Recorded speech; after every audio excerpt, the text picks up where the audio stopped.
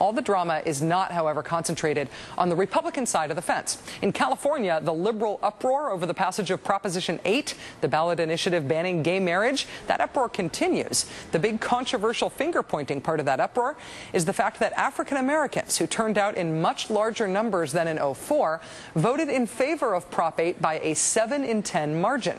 So the state and the country is left to grapple with the question of what it means for civil rights, that the same voters who disproportionately helped elect the country's first African-American president also disproportionately helped to take rights away from the gay community. Now, as I said, Tuesday was the end of a lot of things and the beginning of a lot of other very complicated and confusing things. Joining us now is Melissa Harris-Lacewell, political science professor at Princeton.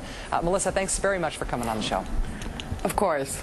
So the African-American vote made up only about 10% of the electorate in California this year, so it's not like it was only African-Americans who voted for Prop 8. But exit polls do show about 7 in 10 African-American voters were in favor of this ban of gay marriage. Why do you think that is?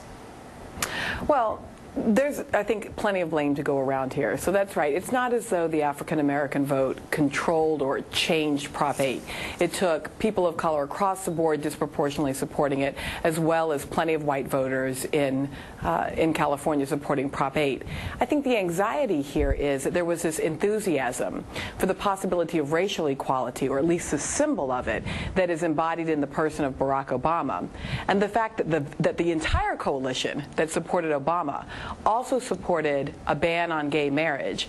I think for us, it calls into question sort of, are we all going to come forward in this American dream together? But the other part of this story of blame is that those who were in the coalition to vote no on Prop 8 did not do due diligence in communities of color. They didn't go there and make the arguments about Loving v. Virginia, 1967, the case in Virginia, which was a Supreme Court case which finally allowed interracial marriage. They didn't talk about the fact that the language used against gay marriage is the same language that was used against interracial marriage. They didn't talk about the fact that the lies about churches, about schools, were in fact lies. So they didn't do enough work in the communities of color. On the other hand, communities of color demonstrated an awfully bigoted vote.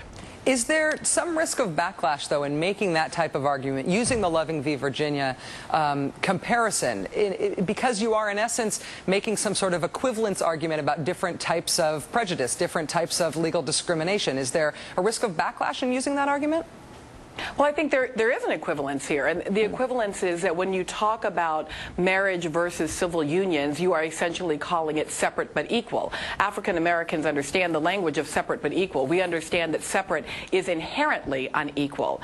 I think also, again, if you actually read the language of what the opponents of Loving v. Virginia said, that interracial marriage would, that we had to defend against it because it would reduce the capacity of good people to be married, that it would cause miscegenation and the mixing of the races.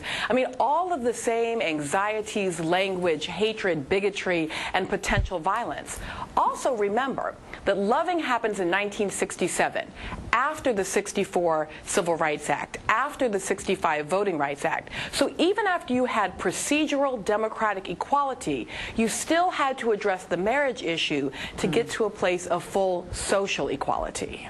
Melissa, we've been talking a lot about the Republican Party rebuilding after this election, trying to rebuild and rebrand itself during a Democratic administration with the first African-American president. Do you think there is a danger that part of the Republican Party's new strategy will just be to give up on the African-American vote, given the odds against them at this point? Do you have any advice for them in that regard? You want me to give advice to the GOP? Okay, sure. I'm sure they're I've got a little bit of advice for the GOP. No. What I will say is this. You know, clearly part of what this election was is a reorientation of the parties. It happened for Democrats. It's happening for Republicans.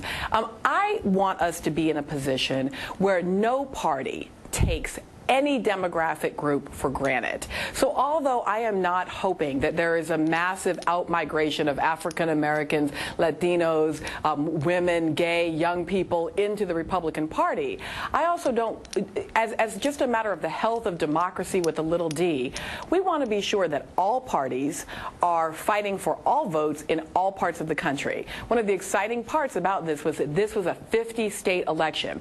Everybody was in on it. Parties had to go west. They had to go south. And I think that's actually leading to a much more healthy democratic system. Melissa Harris-Lacewell, political science professor at Princeton. Thanks for giving up part of your Friday night for us, Melissa. Oh, yeah, thanks. Nice to see you.